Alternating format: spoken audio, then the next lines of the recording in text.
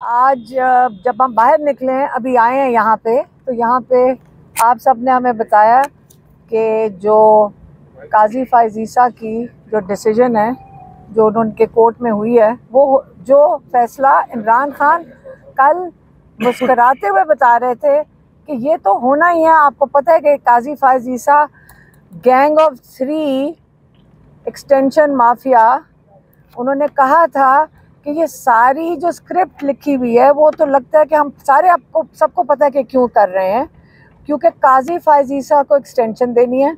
काजी फाइज ईसा को जब एक्सटेंशन मिल जाएगी, उसने तहफ़्फ़ुज़ देना है सिकंदर राजा को। क्या नाम है उसका, मैं हर दफ़ा भूल जाती हूँ, क्या सिकंदर सुल्तान को। सिकंदर सुल्तान को आर्टिकल 6 से कौन बचाएगा? काजी फाइज ईसा। सिकंदर सुल्तान के ऊपर आर्टिकल 6 क्यों लगना चाहिए? क्योंकि आप सबका चोरी शुदा वोट, जिन लोगों ने चोरी किया फॉर्म 47 से, सिकंदर सुल्तान ने उनको तहफ़्फ़ुज़ नहीं देना, और काजी फाइज ईसा ने और किसको तहफ़्फ़ुज़ देना है? जिनके पास आपका वोट है, जो इमरान खान कहते हैं उनको PDM NRO 2, उनके पास चोरी का वोट भी है, उनके पास चोरी के पैसे भी हैं। तो ये जो सारा एक कलेक्शन है, आप सबको नज़र आ रहा है।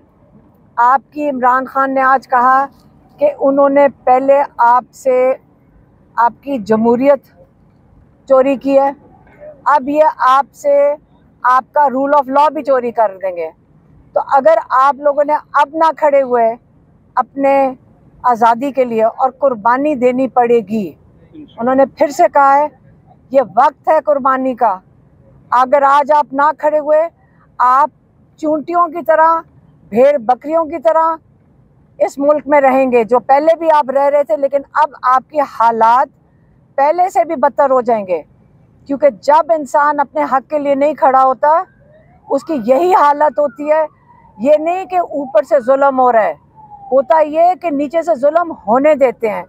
तो आपने अगर ये जुल्म कबूल करना है, अपना हक नहीं मांगना, फिर आप अपनी मुस्तकबिल के लिए और अपने बच्चों के मुस्तकबिल के लिए फ़ैसला कर चुके हैं। अब कल का एहतजाज इस्लामाबाद में, हम सब उसमें शामिल होंगे। हम फिर से इंशाल्लाह कह रहे हैं, हमारे बच्चे भी साथ शामिल होंगे, क्योंकि उन्हीं के मुस्तकबिल के लिए हम ये कर रहे हैं। अगर ये हमारे ऊपर जुल्म करना चाहते हैं, हमें जेलों में डालना चाहते हैं, डाल दें। इमरान खान कहते हैं जेल भर दो, और फिक्र ना करें, अभी जेलें भरी जा रही हैं।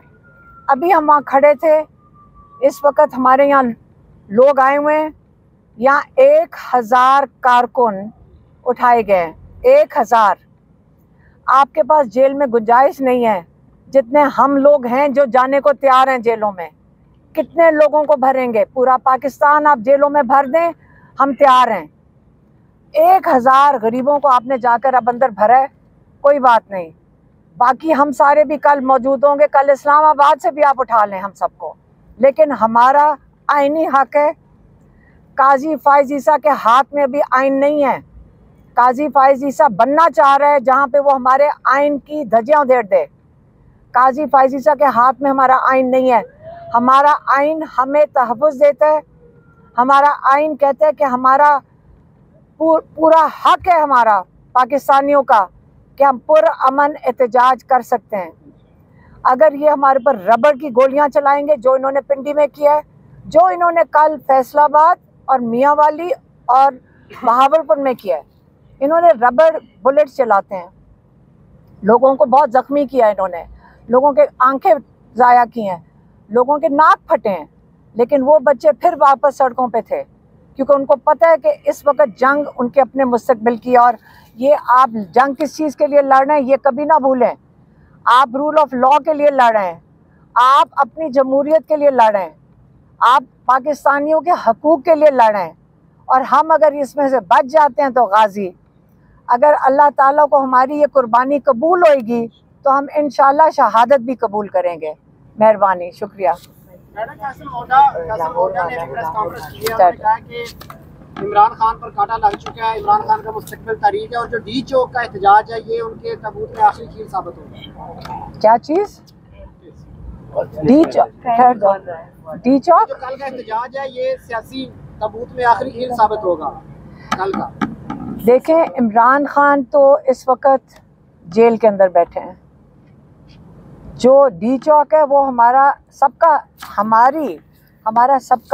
ये हक बनता है, हमारी ड्यूटी बनती है कि हम अपने आज़ादी के लिए खड़े हों, और ये हमें आइन इसका तहफ़्फ़ुज़ देता है।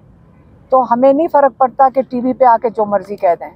अब ये तहरीक चल चुकी है और ये तहरीक अब नहीं रुकेगी इंशाअल्लाह।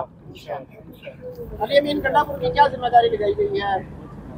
इंशाअल्लाह इमरान खान ने कहा है कि कल वो अली अमीन गंडापुर डी चौक आएंगे पुरअमन एहतजाज के लिए इंशाअल्लाह। अलीमा साहब, लास्ट में बताइए कि लास्ट टाइम तो आप लोग नहीं आ सके थे इस्लामाबाद की हुदूद में, अब की बार क्या हिकमत अमली होगी? आप कब की बात कर रहे हैं?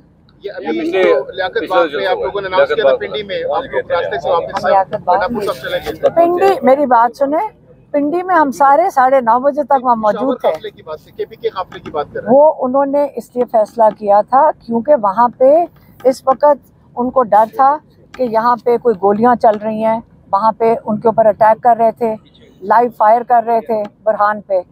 तो इसलिए मेरे ख्याल में उन्होंने, अगर वो सिचुएशन होती है मेरे ख्याल में करने वालों को सोचना पड़ेगा। कंटेनर्स बहुत ज्यादा लगे थे, इस बार भी कंटेनर्स लगे क्योंकि कहा जा रहा है कि इस दफा ज्यादा रोकेंगे रास्ता, तो कैसे फिर आगे आएंगे?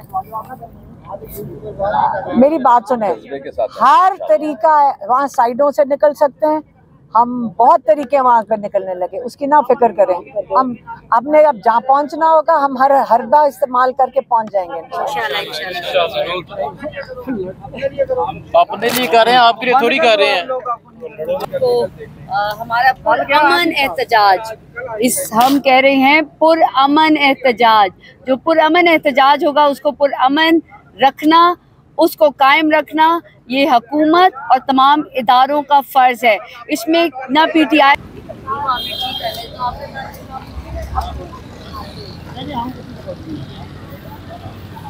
जी, अफजाल अजीम पहाड़ में NA 123 से शहबाज शरीफ के मुकाबले मैंने इलेक्शन कंटेस्ट किया था। खान साहब ने बिल्कुल क्लियर पैगाम दे दिया है कि कल का एहतजाज पुरअमन टी चौक आपका है और तमाम वर्कर्स इंशाल्लाह पहुँचेंगे। हमारे से अगर ये ना पूछें, ये कंटेनर से ना रुके हैं, पहले भी नहीं रुके और ना रुकेंगे, ये कब तक हमें रोक लेंगे? हमने पहुंचना है और वो इंशाल्लाह ताला पुरअमन एहतजाज है जो हमारा हक है आईनी तौर पे। देखो, कल वकला को इन्होंने बड़ी रोकने की कोशिश की, उसके बावजूद सारा दस्तूर वकला से भर गया था, तो ये नहीं रोक सकते, पब्लिक को नहीं रोक सकते। इंशाल्लाह ताला पुरअमन एहतजाज होगा, लाजमी होगा।